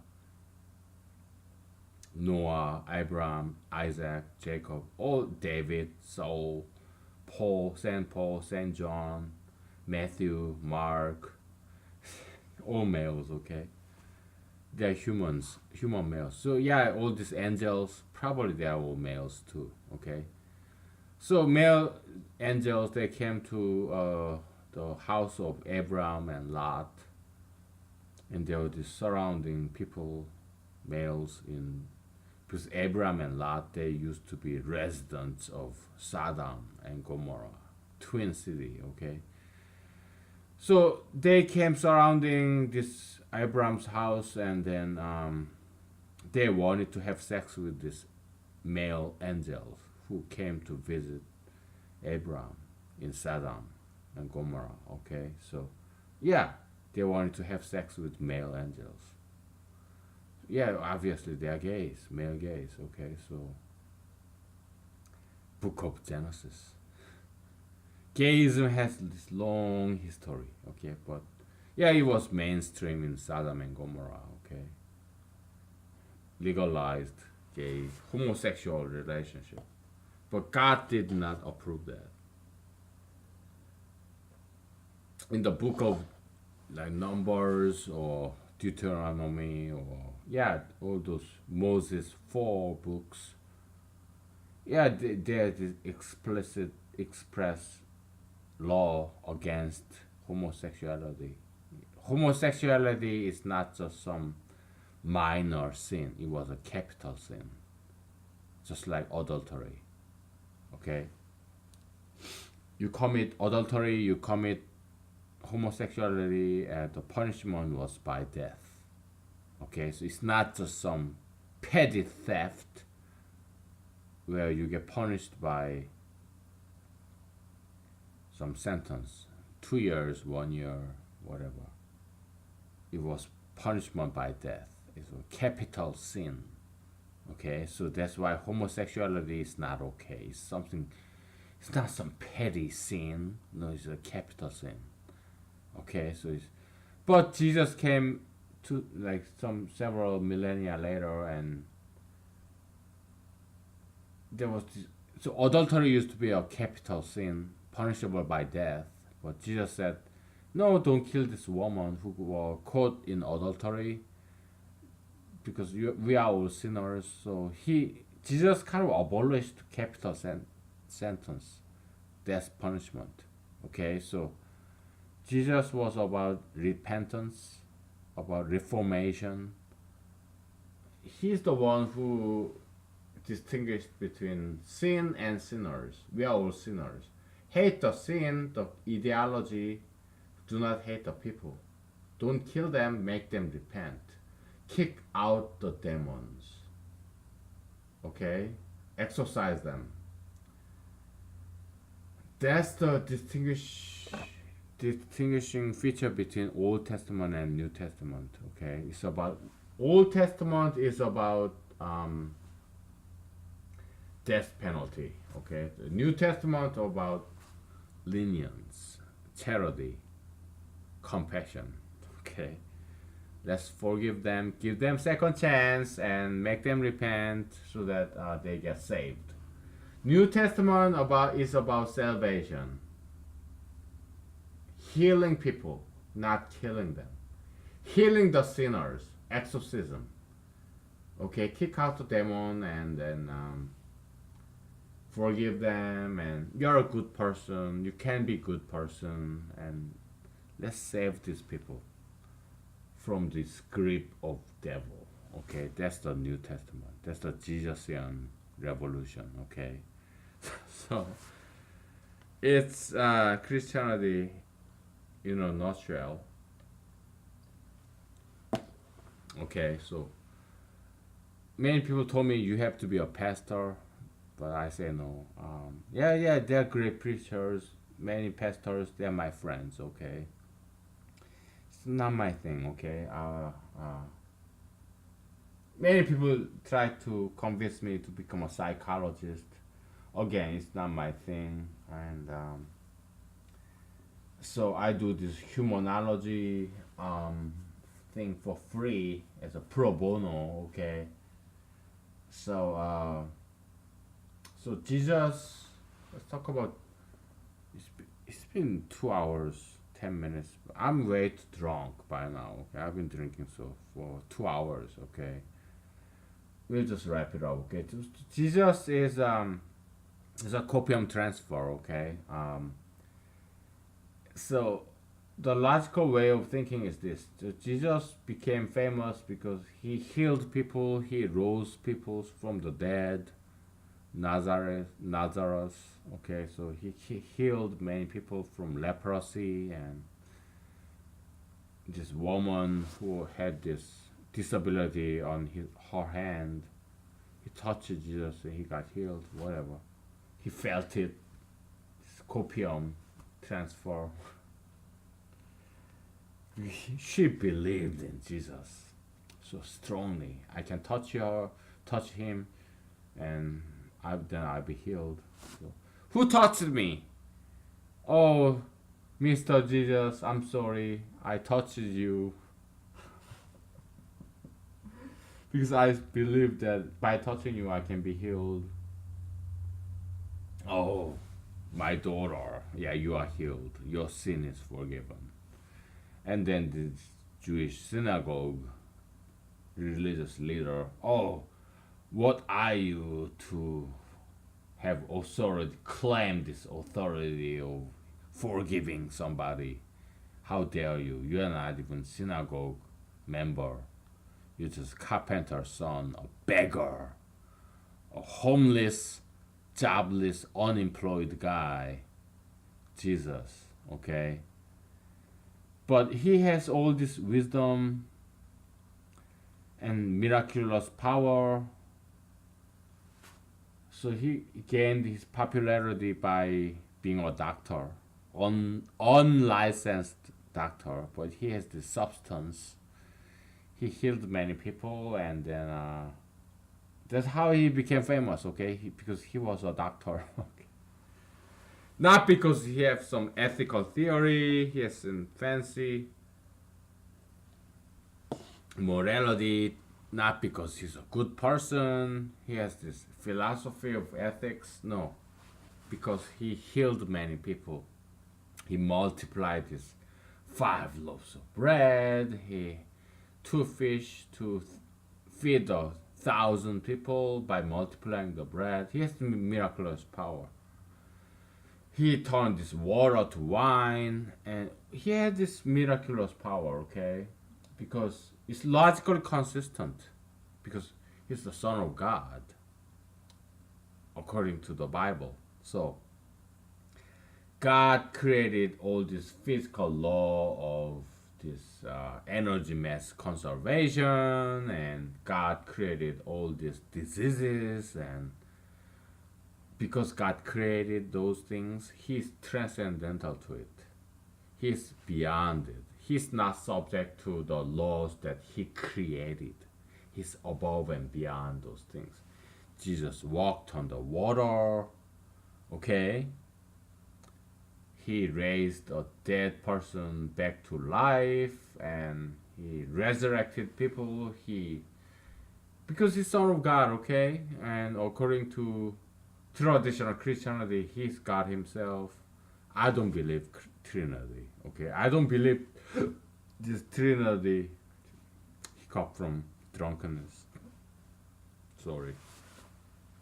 I don't believe this Trinity argument, okay? Because it's a bunch of nonsense. It's not logical. Jesus prayed to God. If he's God himself, why did he need to pray to God? Okay? He called God his Father. Okay. Then how can he be God himself? It's logical nonsense. Trinity, I don't believe in Trinity because it's stupid. It's a logical nonsense. Humanology is based on science and religion, okay? It's not just religion. Trinity is logical nonsense. So I don't believe in Trinity, okay? So I believe that God and Jesus, they are just different individuals, and Holy Spirit is just symbolism about knowledge and wisdom, okay? So God created. I believe God created Jesus, and God created Holy Spirit. That just God is up there, and there's Jesus, and there's Holy Spirit, they're different from God. They're under God. Okay, that's what I believe. They are not equals. No, they're God is superior, Jesus and Holy Spirit inferior. God created Jesus, God created Holy Spirit. Okay, they're on the same side. That does not mean they are the same individual. Okay, that's my position. Okay, so yeah, so Jesus was Son of God. He's given this power of miracles. So God is above and beyond all these physical laws, law of gravitation, the law of biological laws. Jesus was above and beyond that. So he was able to overcome the laws that God created because he was given the power from God. Okay? So it's logical. Logical. If God created all these laws, he's above and beyond those laws. Okay? Because he created it. So that's why he's transcendental to those laws. Law of gravitation, law of biology, okay? So yeah, then Jesus violent is kind of like passive suicide, crucifixion, because he knew about crucifixion and according to the Bible, okay? He could have evaded and escaped, but he didn't. It's kind of passive suicide, okay? And he did it in order to propagate his ethical teachings. Okay, so he gained his fame and power. He's a rock star by this miraculous power. That's the only thing that people care about. People only care about their diseases and their loved one who passed away, Lazarus, and wine, okay, mammon, okay, mammonic thing, just materialistic things, like alcohol, and they want more wine in the wedding, and they want this loved one to be resurrected, they want these diseases to be healed. Jesus provided that, and that's why he was famous in his locality, in his time and his neighborhood. He attained this fame and he made use of this fame to teach ethics, morality, the law, okay? Be good to neighbors, love each other, and pursue righteousness. Don't care about money, don't care about power, just do the right thing. That's what Jesus taught. Yeah, love God, do the right thing, and then love each other. You know, to love God is.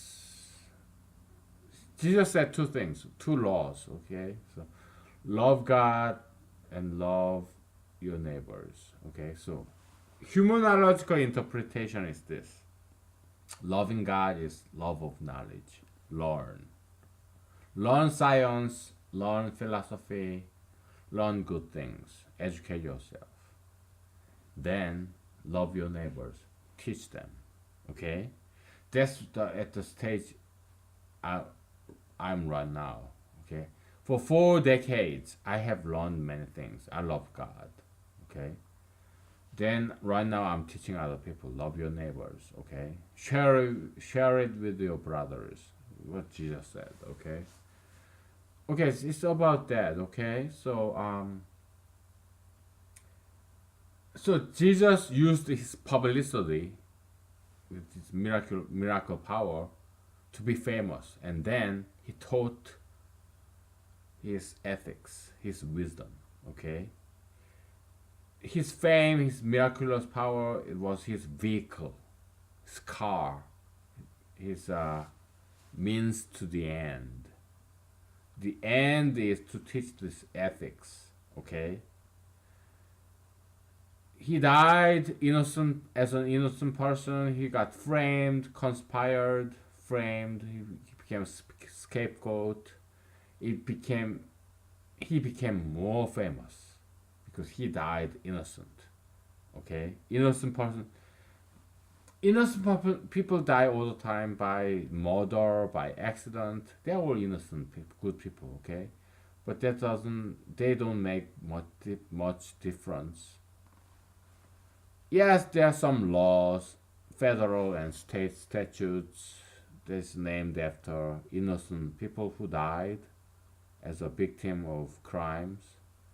Okay, Megan's law, whatever, who got raped or who got murdered, I don't know, okay? So all these namesake, they do make difference, but not as much as Jesus, okay? So Jesus' innocent death, he died, he got crucified without doing anything wrong. He just offended a lot of people.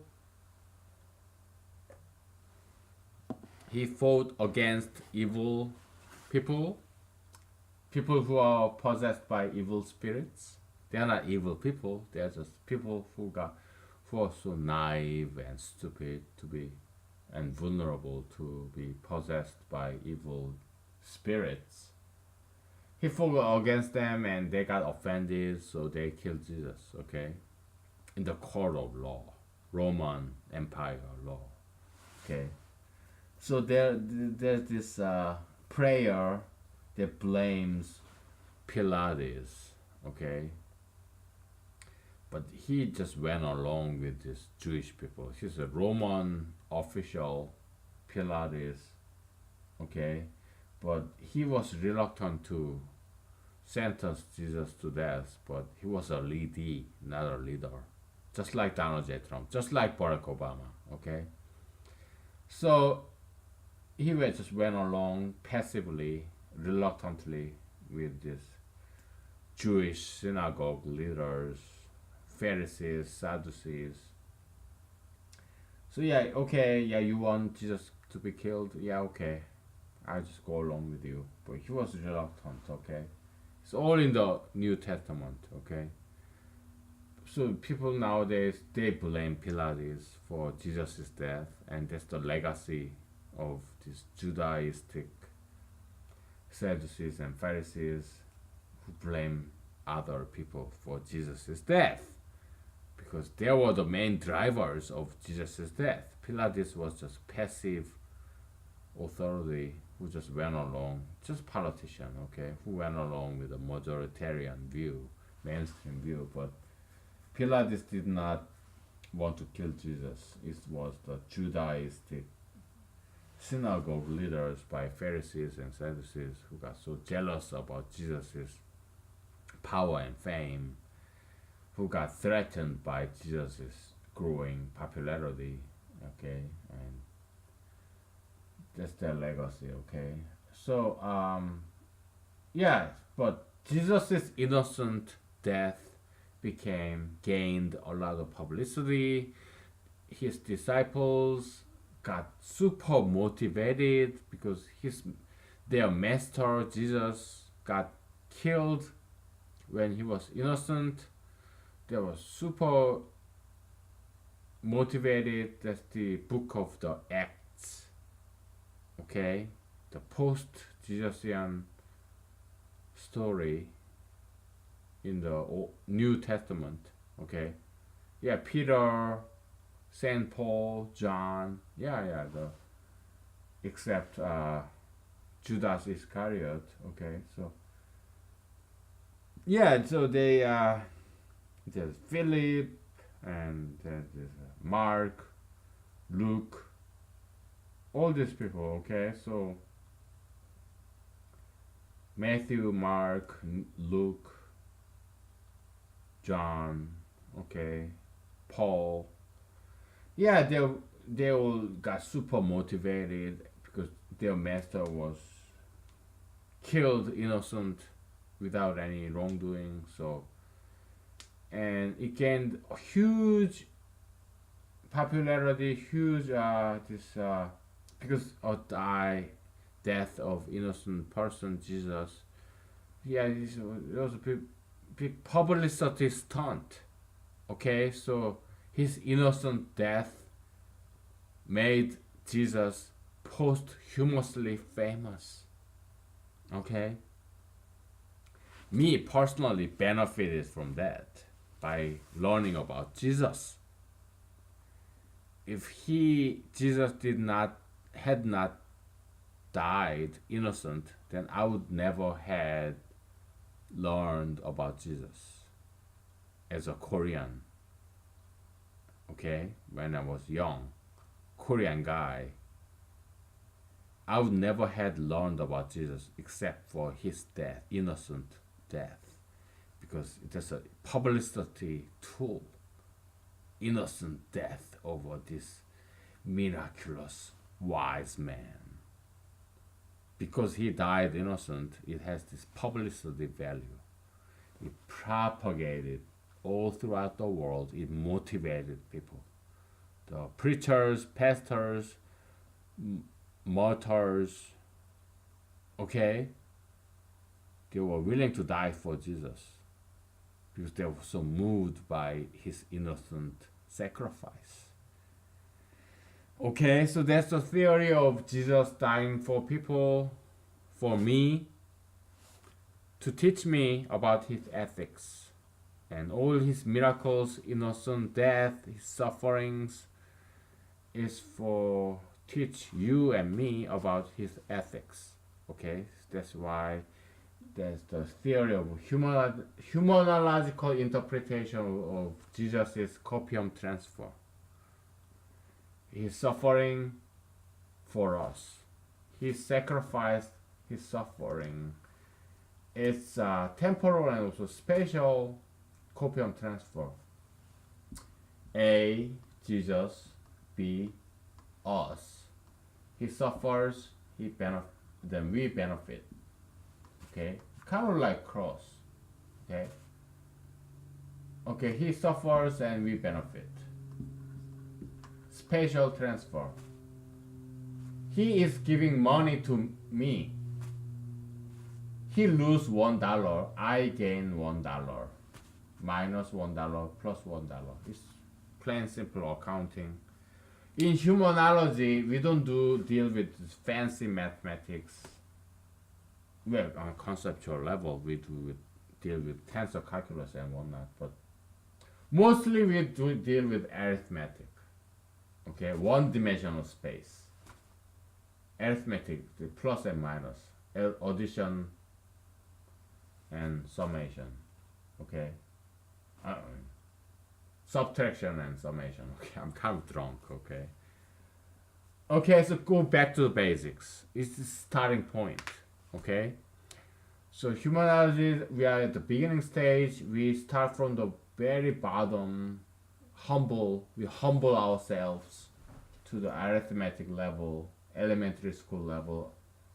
Okay, just plus and minus, addition, subtraction. Okay. Later on, you'll be the second generation humanologists. So yeah, you go to calculus, integration, do some fancy stuff. Okay, but right now, yeah, we do with the elementary stuff.